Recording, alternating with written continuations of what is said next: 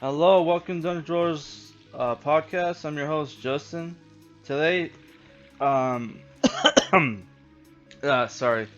Today's another viewer requested review. Today we're reviewing Ragnarok Volume 3, Night of Blood by Myung Jin-lee. So I read most of this yesterday morning, and then I finished it today.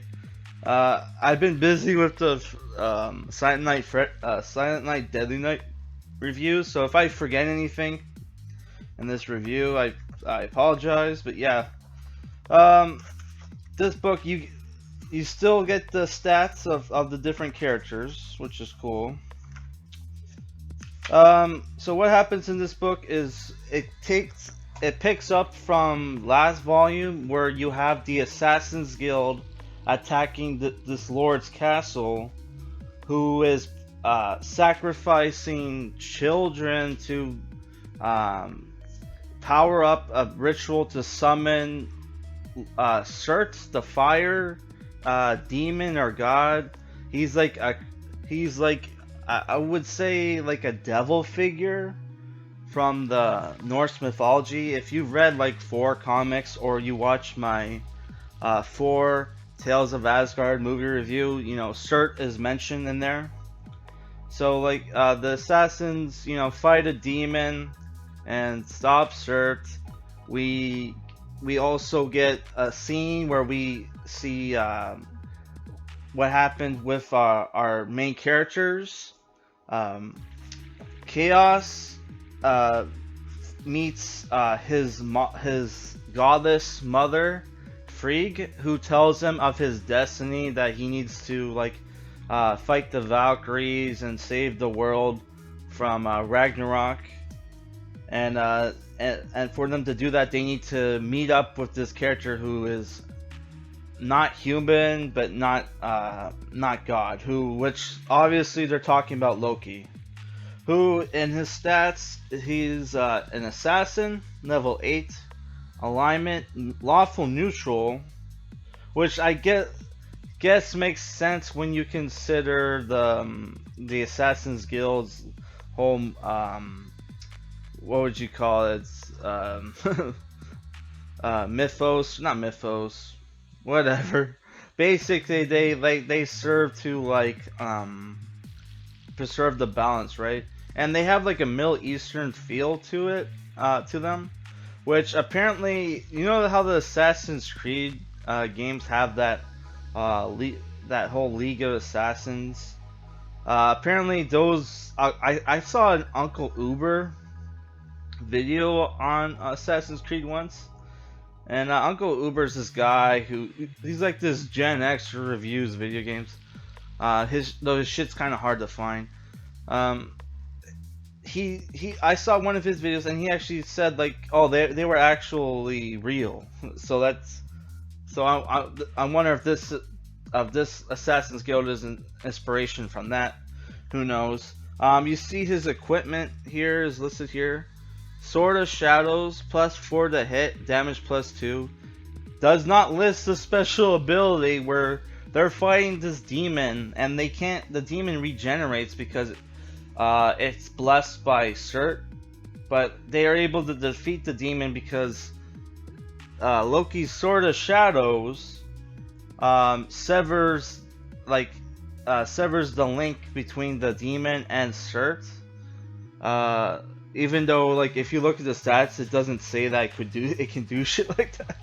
So that's weird. And you also have the bone armor, which is armor class -5, strength +2. I wish I knew what this shit meant. Strength +2, obviously that that gives him plus strength 2. But what does armor class 5 -5 mean? Jesus, I really should pay attention to D&D shit. Greatest of the notes here is greatest of the assassins. Loki's amenity is a testament to his skill at going on scene. His ability to keep a level head under stress makes him ideal for leading assault teams. So when I was a kid, I really liked his design, Loki's design. But now that I look at it, the armor is a little bit unpractical. It's like a skeleton armor. It looks cool. Does look a little impractical. Reminds me of the, what do we call it? Half plate, which it was. Half plate armor was basically a cheap interpretation of plate armor, where it was basically a metal frame over wool clothing. So like if someone tried to strike, like slash at your arm, there would be a metal like bar kind of thing going along your arm to like stop the sword. So it kind of reminds me of like that his armor is kind of like a skeleton version of that. And one thing I should mention, he has like really, one thing I don't like about his character design is that he has really fucking big eyes. Like if you compare his eyes, they're as big as the one girl's. What's her name? Iris? Yeah, they're almost as big as Iris's fucking eyes, which is fucking weird. So after that, the beholders, Odin's beholders, the two like sorcerer chicks, send Skurai to attack the assassins at their home base. So I would say this is a pretty good volume. You got a lot of cool, you got the cool epic action that you had in the first volume. The art is just as good, though there's one chapter where they got really heavy with the shading, but it only lasts for a couple pages. Actually only through 3 pages, and the heavy shading kind of makes it look like you're looking at, like, you know, stills from an anime, which was fucking really cool. Yeah, so if I were to give this a rating, I would probably be 7 out of 10. Really enjoyed this. Not as I would say it's not as good as the last volume, but it's still pretty good. Also, I noticed that in like some of the other volumes, like he has pop cultural references. There's like Loki kills this girl protecting her father, and by accident, of course. And and his reaction to it reminded me a lot of Hiro Yue, where he in Gundam Wing, the main character is Hiro Yue, who there's like a flashback scene where he's scoping out a base. I think it's an Oz base, and like, you know, there's like this little girl and this puppy that's hanging around, like they talk to each other once or twice. Then he blows up the base. He used too much explosives and ends up killing the girl.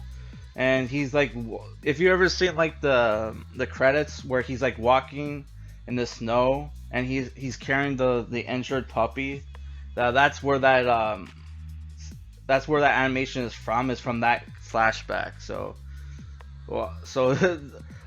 it reminded me of that, which is super depressed now that I have a dog and my dog is currently sick right now. She has really bad diarrhea, and it's like, yeah, I mentioned this in like my Silent Night Dead Night Part 3 review, where like, but what I didn't mention that happened after that. Every 2 hours, I had to take my dog outside throughout the night, so I didn't sleep very much. The poo and pee, because she has really bad diarrhea for some fucking reason. Like I thought it was because I switched up her food, but like for her to have that bad of a reaction is like fucked up. Like, I'm probably like, if she doesn't get better in like a couple hours, I'm probably gonna have to take her to the vet, because, you know. Yeah, I don't know, dude. I'm sorry I went on a downer. Sorry, it just reminded me of that scene from Gundam Wing, which reminded me of my current situation. But yeah, this is a good book. I'll review the next volume and like I would say next week. All right, peace.